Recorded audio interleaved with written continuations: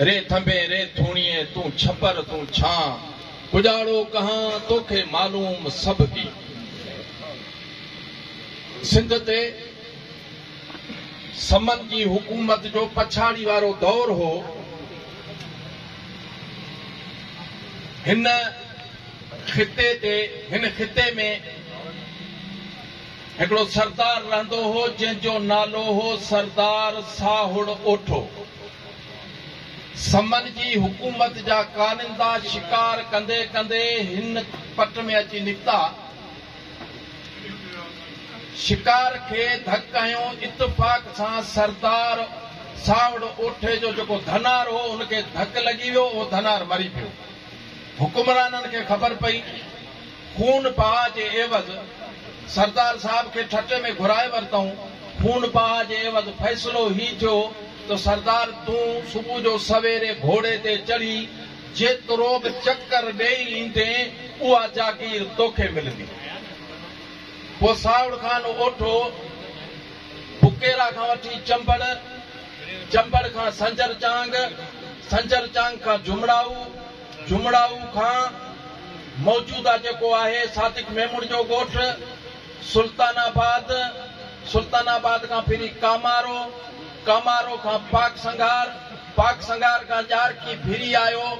ही थी उनजी वलहार, जंहिं वलहार में असीं मौजूद आहियूं।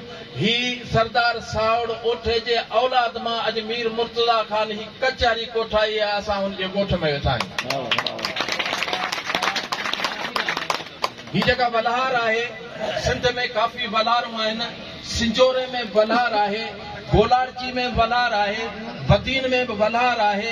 पर ही उहा वलहार आहे जंहिंखे हज़रत मियों शाह इनायत रिज़वी रहमतुल्लाह अलैह बिल्कुल बाक़ायदे ही याद थो करे तो उठो ढट पट पार कर, उठो सारो सवारो, मीहन मूर न मटियो, फंगो वेचारो, उठा पट पुराण जा लकड़ी सामारो, वधी गाह वॾो थियो ते मुंह में मोचारो, विजड़िन वरी कयो ढली ते ढारो, तराए तार करे वेहरे वारो, थधा वण वलहार जा जित सदर सुहारो, अखड़िन आरो ओॾाही इनात चए।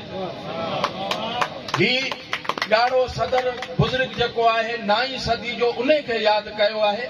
सबूतनि सां ॻाल्हि कंदासीं। मीर साहब जी ओताक ते असां मौजूद आहियूं। ही वलहार जा ओठा सर्जन था। ओठा हिकिड़ा खिताई, ॿिया वलहारी। खिताई ओठा सेवण में वेठा आहिनि। माई जा भाण पब जो इहो जेको इलाइक़ो सॾिजे थो, इहे जेके आहिनि खिते जा रहाको ओठा, उहे खिताई सर्जन था। हिन वलहार जा रहाको ओठा वलहारी सर्जन था, जंहिंमें तक़रीबन 10-12 ॻोठ आहिनि ओठनि जा।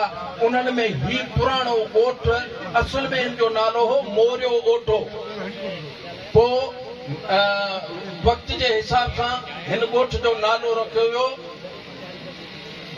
मोहम्मद साले ओठो। अजीब ॻाल्हि आहे, हिन ॻोठ जे नाले सां जेके हिन में ज़ात वारा ओठा हज़रात रहनि था, हिकिड़ो पहाको मशहूरु आहे। कॾहिं कॾहिं थींदो हीअं आहे त को माण्हू कंहिंजो कमु नथो करे त हू वीचारो चवे थो अदा ठीकु आहे, तो मुंहिंजो कमु न कयो, हिते ई पियो भरंदो, हिते ई पियो लहंदो। पर मोरियो ओठो ऐं मुरीद लुंट, इन जे विच में जेके ॻोठ आहिनि, मामे सिद्दीक़ सांद जो ॻोठ आहे, मसू बोज़दार जो ॻोठ आहे, या ईअं चऊं त कहर फ़कीर लगारी जो ॻोठ आहे। इहे विच वारा चवनि था जे अदा तो असांजो कमु न कयो त इहो ओठनि मां पियो उभरंदो, लुंटनि में पियो लहंदो। ही पहाको हिन ॻोठ जे लाइ मशहूरु आहे। उन खां पोइ ही असांजो जेको समावाती परगिणो सॾिजे थो, सिंध जा तबई भाङा 4 चवनि था, ऐं चवंदो 6 आहे। तबई भाङो उनखे चइजे जंहिं सरज़मीन जेका माना ज़मीनी असरात माण्हुनि ते, पोखनि ते, इन्हनि ते थियनि। उहो लाड़, उत्तर, काछो, कोहिस्तान, थर, विचोलो। विचोलो सिंध जेको आहे उहो सहवण खां थोरो ओरियां शुरू थी टंडो मोहम्मद खान हैदराबाद खां वेंदे मीरपुर ख़ास ही विचोलो सिंध सॾिजे थो। टंडो गुलाम अली ही बॉर्डर आहे डिगड़ी विचोलो सिंध सॾिजे थो। इन विचोले सिंध में ॿ परगणा या ॿ हिसा मशहूर आहिनि। हिकिड़ो सादी परगणो जेको नवाब शाह खां थोरो ओरियां या उहो ई पट आहे या नौशर फेरोज जो पट सॾिजे इहो विचोलो सिंध में अचे थो। ऐं ॿियो आहे समावाती परगणो जंहिंमें असीं वेठा आहियूं जिते समाट कसीर तादाद में रहे उनखे चइबो आहे समावाती परगणो। असां हिन समावाती परगणे जे मशहूर ॻोठ मोहम्मद साले ॻोठ में कचहरी करे रहिया आहियूं। सभिनी दोस्तनि खे भली कार तव्हां जूं मोहबतूं लख लाइक़ महिरबानी।